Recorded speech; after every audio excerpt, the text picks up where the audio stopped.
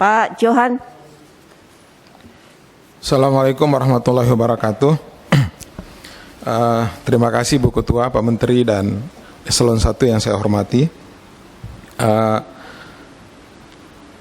Basis kita, anggaran pertanian itu sekitar 21 sampai 23 triliun, Pak. Karena ini adalah pembicaraan pendahuluan, kita tidak boleh stuck di angka 14 yang diajukan tadi.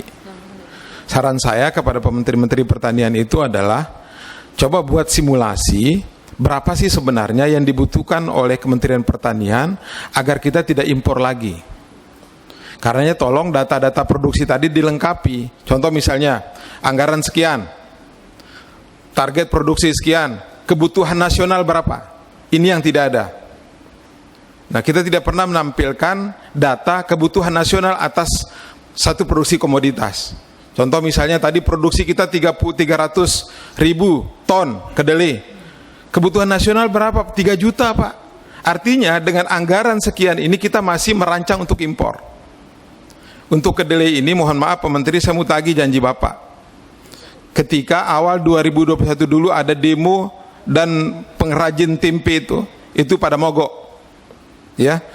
Pak Presiden kasih reaksi. Pak Menteri juga langsung kasih statement di situ. Saya akan atasi ini dalam 2 masa tanam.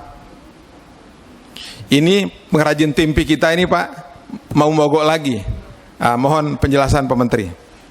Satu. Yang kedua, tadi Pak Herudin sudah bicara soal data. Saya juga mau tagih Menteri soal janjinya dulu program 100 hari. Ya. Bahwa 1,5 bulan itu selesai urusan data. Saya mau tanya apa kabar AWR Bapak? Harusnya dengan bekerjanya AWR ini tidak ada lagi persoalan data, Pak.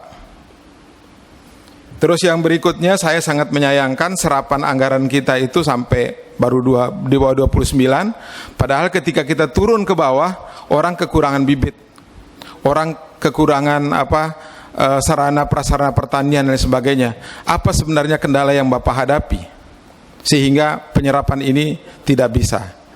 Ya. Nah kemarin Pak, saya kebetulan tanam perdana Denpam di Sumbawa, sekaligus ada pameran dari BPTP Mataram.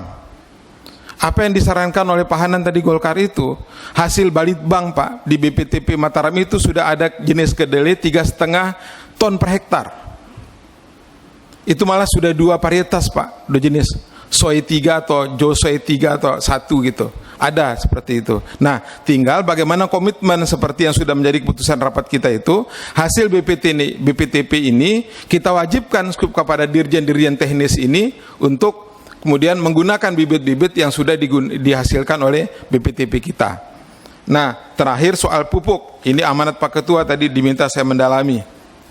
Dengan sistem rayonisasi ini kan akan ada beberapa akibat Pak. Kebetulan NTB ada perubahan, tadi saya sebelum rapat juga ngomong sama Dirut Pusri bahwa ada pengalihan wilayah dari PKT ke Pusri untuk urea di Jatim dan NTB. Nah cuma akibat rayonisasi ini Bu Ketua ada 2 opsi jadinya. Opsi pertama adalah menambah pagu anggaran subsidi dalam DIPA atau mengurangi volume pupuk bersubsidi. Nah, ini kan dua-duanya tidak benar ini. Nah, kenapa harus kita melakukan rayonisasi dengan merubah ini kalau kemudian menimbulkan dampak nambah anggaran atau mengurangi volume? Nah, mohon penjelasan soal ini. Terima kasih Bu Ketua. Terakhir soal ayam. Ini menurut dari penjelasan kemarin itu, ini kurang mendapat perhatian dari Dirjen PKH. Padahal saya mengamati, mohon maaf Pak Menteri, sering nih demo-demo peternak ayam mandiri kita ini ke Mentan dengan isu politis ganti menteri. Ya. Nah, anggaran kurang perhatian di sini. Padahal kita punya permentan soal kementerian, tapi dalam penanganannya Pak Dirjen terlalu banyak keluarkan surat edaran, sehingga kita tidak membuat kemitraan antara korporasi dengan peternak mandiri. Akibatnya apa? Solusinya itu kita main cutting aja, padahal stunting kita tinggi. Kenapa misalnya Dirjen PKH ini tidak mencetuskan program gemar makan ayam misalnya, atau gemar makan telur misalnya. Nah sehingga jangan asal main bunuh ayam-ayam ini gitu.